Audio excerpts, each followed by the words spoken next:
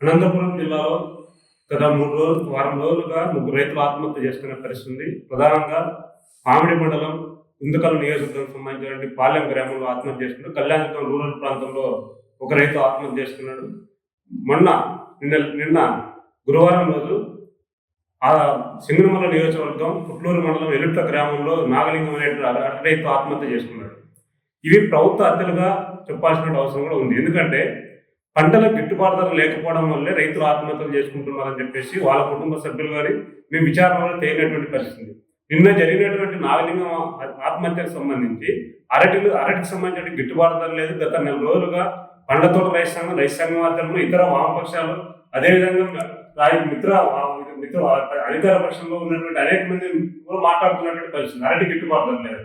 కానీ ప్రభుత్వం సంబంధించి మీకోసం రైతన్న పేరుతో చంద్రబాబు నాయుడు ప్రభుత్వం రాష్ట్ర వ్యాప్తంగా అన్ని గ్రామాల్లో సంబంధించిన రైతులు ఆదుకునే పద్ధతుల్లో మేము చర్యలు తీసుకుంటున్నట్టు ప్రకటన చేసినారు. మన బుధవారం రోజు రైతన్న మీకోసం అదే గ్రామంలో జరిగింది. ఆ రైతు నిజంగా భరోసా కల్పించింది ప్రభుత్వం సంబంధించి ఆ రైతు ఆత్మహత్య చేసుకునేవాడని చెప్పేసి అడుగుతున్నాం. ప్రభుత్వం అట్లాంటి ఆలోచన రాబోయే 3 సంవత్సరాలు ప్రణాళిక తయారు చేస్తాం, యంత్రాలు ఇస్తాం, ఆర్టికల్స్ రద్దు చేస్తాం, 40,000 కోట్ల రూపాయలు కేంద్రాన్ని అడిగి తీసుకుంటామని చెప్పి చెప్తున్నారు. దీనివల్ల రైతులు ఆదుకోవాలని చెప్పేసి మేము గతంలో చెప్పారు.